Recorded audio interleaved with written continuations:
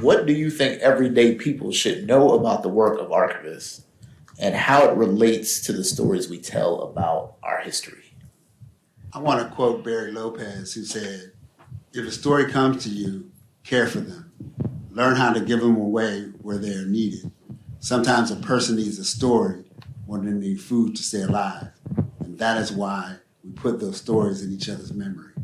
And I think that's the power of archivism, that we really have the opportunity to preserve and to share information and stories to a way that can save somebody's life. Well, I can say, I work at museums, and those museums were built alongside our state archives, and they're a direct reflection of the collection.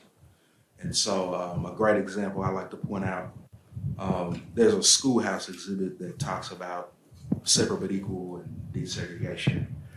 And on the sides of the school building are photographs from the 1950s during what they call the state equalization plan, where they were trying to demonstrate that they were spending money on black schools. But those photographs really show the stark differences between black school, white school, same county, same year. And these photographs were taken by the state auditor's office. They were found accidentally while we were building our Civil Rights Museum. And so we were able to turn, those photographs into an exhibit with no words other than the caption that basically says, Holmes County, Mississippi, 1954, black school, white school. And you can just see the stark differences between those resources. And we don't have to make a political point about it. We don't have to go and try to steer you in terms of how you interpret those photographs.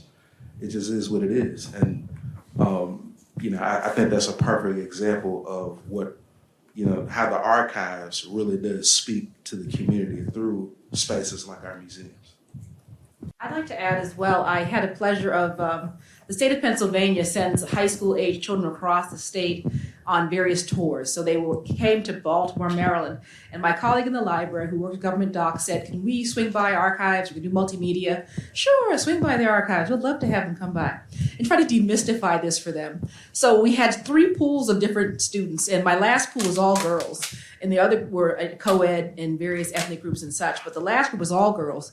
And so we were talking about archives, we were talking about understanding what an archives is, and that was just kind of like Charlie Brown's teacher to them. They're like, really? You're still talking?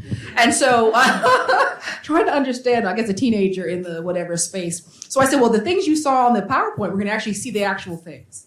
So we went in the other room, and I said, is anyone familiar with the word manumission? I'm like, manu what? So I said, well, has anyone heard of slavery? Oh, yeah, we've heard of slavery, Well, there was manumission. There was this process and so on and so forth. So I said, I have a manumission document from 1828 of an enslaved woman, and, you're going to be able to touch that document.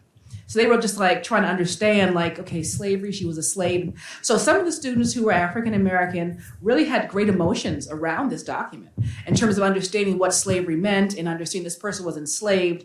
And so one of the girls was actually just really overwhelmed emotionally. And I said, well, you're entitled to express your emotions, but it's also important that you understand that these documents existed about this particular time period. And so they were just wild about seeing all these things from the before them and the before the digital, even to the yearbooks from the 1950s, which to me is not that long ago, but to them it's like, why is it? Look at that hairstyle. So it went from the kind of inane to the rather sublime in terms of seeing this and really being able to touch these documents. We discussed sebaceous glands on your hands and why we use gloves, but most of the things were encapsulated. So they actually physically touch it and physically take pictures with it and really kind of engage the document as well as the yearbooks, which they found to be quite laughable. But at any rate, I think the idea of blending archives with museums and public education is very huge because a generation that's told not to touch or things are virtual or they're AI, to touch a physical object and to hold it in your hand and take that time travel. And some of them could read cursive, some could not read cursive. So we had to kind of go through that whole experience as well. But the idea of really kind of demystifying that space for them was huge. And when they got the returns, they said the archives was the best part of the tour. So I just popped my collar and said, okay, why not?